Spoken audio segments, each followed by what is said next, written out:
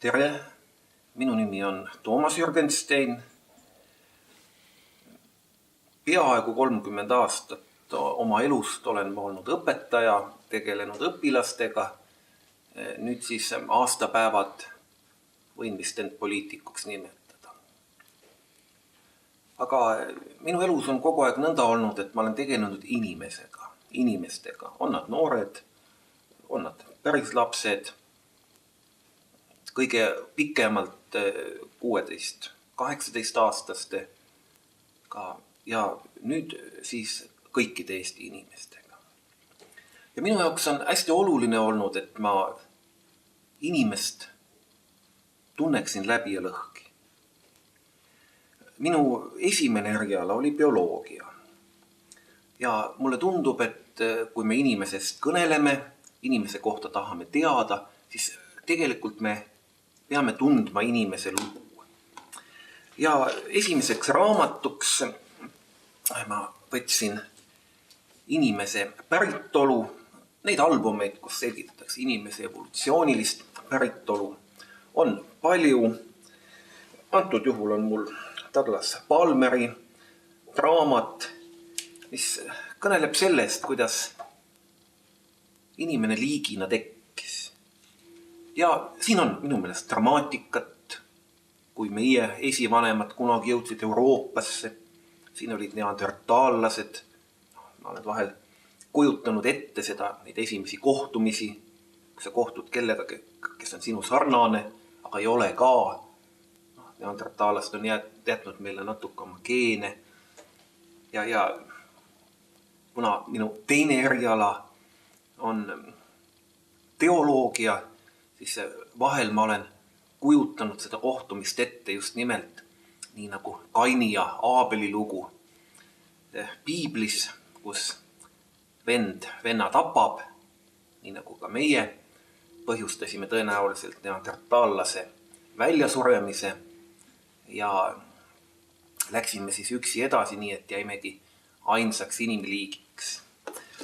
Aga sellest bioloogiast, kui inimesega tegeleda, tuleb kindlasti edasi minna ja üks minu lemmikuid inimese kohta õppimiseks on auväärt vaimuliku Toomas Pauli 7 sabasulge. 7 sabasulge ja siin on veel alapealkiri katse kirjeldada inimlooma. Katse kirjeldada inimlooma. Ja kui me loeme siin juba nende mõtiskluste pealkirju, inimene on evolutsiooni oivik, inimkonnas ei kehti looduslik valik, inimene on ilmamaa isand, inimene on kõigi asjade mõõt, igal inimesel on õigus õnnele, siis kunagi ma olen seda raamatut arvustanud Jaan Krossi suurromaanist 3 katku vahel. Seal on üks tegelane, raekirjutaja isand Topf. Muideks samanimelises filmis kehastab teda väga meeldivalt Eino Mandri ja meeldejäävalt. Ja see isand Topf ütleb Baltasar Russovi Liivimaa kroonika kohta, et kuigi tõepoolest ülesanne, mille tema siis Baltasar Russov enesele võtnud on ju ühe mehe kohta häbematult ja otse Jumala kiusamiseni suur. Ja mulle tundub sama Toomas Pauli kohta, et ülesanne kirjeldada inimlooma ja mitte bioloogiliselt, vaid siduda bioloogia kultuuriga, siduda bioloogia ühiskonnateadustega, religiooniga, et see kõik moodustab niisuguse tohutu terviku ja selle Jumala kiusamiseni raske ülesandega on Toomas Paul kenasti hakkama saanud.